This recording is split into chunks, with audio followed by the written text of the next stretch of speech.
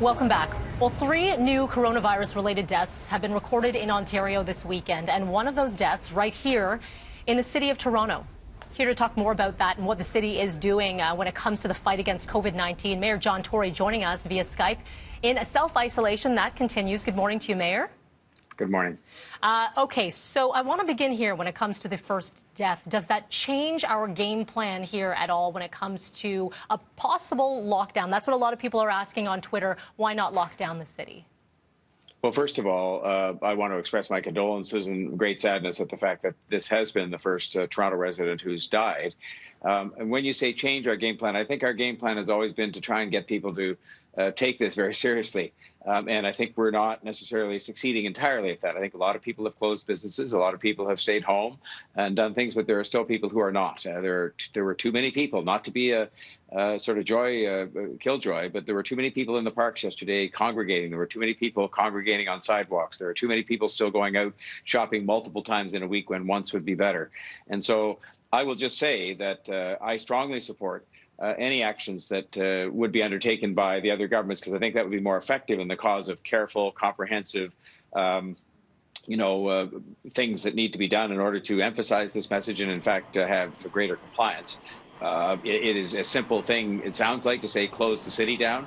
But there's a lot of complexities to this. But I would just say that I'll be very supportive of additional measures that might be taken in the days ahead to achieve what we need to achieve, which is to get more people to stay home, more businesses to stay closed that aren't essential, so that we can stop the spread of this virus and get more people to keep their distance from one another, even when they're out for a walk. The term essential, Mayor, what is considered an essential service in Toronto?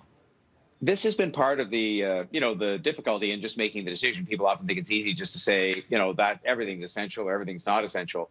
And so you get examples like a Staples store, for example. Right now, with everybody working from home, kids at home, not in school and so on, is a Staples store something that we really need to have happen in order to have people able to live their lives, during the period of time that this emergency lasts. And so people are grappling with that sort of thing. It's fairly obvious things that aren't essential. We've discussed those before, and I think a lot of those things have now closed, whether it's nail salons or hair salons or, a clothing store just now.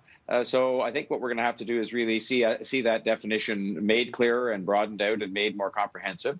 And I think you're going to, hopefully see some of that happen. But I would hope in the meantime, a lot of people can make their own decisions about that, both customers and businesses, and just decide, you know what, in the great scheme of things, we're important, but we're not essential. Close down, stay away, stay home, and just get through this quicker. And as that definition changes, we are constantly seeing updates that we'll need to adapt to as well. I want to get to a few Twitter questions because there have been many.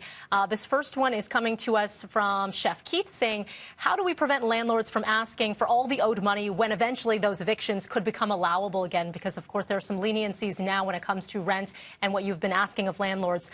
So that question, how do we prevent that from happening down the way? Well, we're going to have to work that out, and we're going to have to work it out in a couple of respects. First of all, what leniency our landlords are going to, permit people with respect to the payment of rent, and I'm having a big teleconference with a lot of landlords today to ask that question. Secondly, obviously, deferral of things or leniency on things doesn't necessarily mean, as some of the petitions are suggesting, a rent holiday. If you really think about it, I mean, a rent holiday where people just didn't have to pay any rent for 6 months is not necessarily a feasible, kind of answer either. I mean, these landlords are sometimes small people who have mortgages on these properties and, and so on. So I think we're going to have to answer that question, which is when the leniency period is over, we can't go back to people just being evicted, because that obviously is not going to be an answer. It's going to make more people homeless. And we also can't go back to the point, though, where we just say, well, let's forget about that money that was sort of deferred in some way or other. So we're going to have to work something out that I hope is sensitive to the needs of tenants and their needs for housing and their financial difficulties, but also respectful of the fact that, that not all landlords are great, big, rich companies that can just afford to give money away. I mean, that's just the way it is. It's just honest. Mayor Tory, we are going to check back in with you on Wednesday, and that is, I believe, your last day in self-isolation? It is. I get out, as it were, Wednesday night. You get out Wednesday night. Okay, we'll check in with you on Wednesday morning. And again, thank you for all the work that you're doing, because you are constantly hard at work at home. So appreciate that. Trying my best. Thank you very much, Melanie. Thank you. It is 8:26. That's the time right now. We're going to head to a break, and we're going to see you on the other side of this.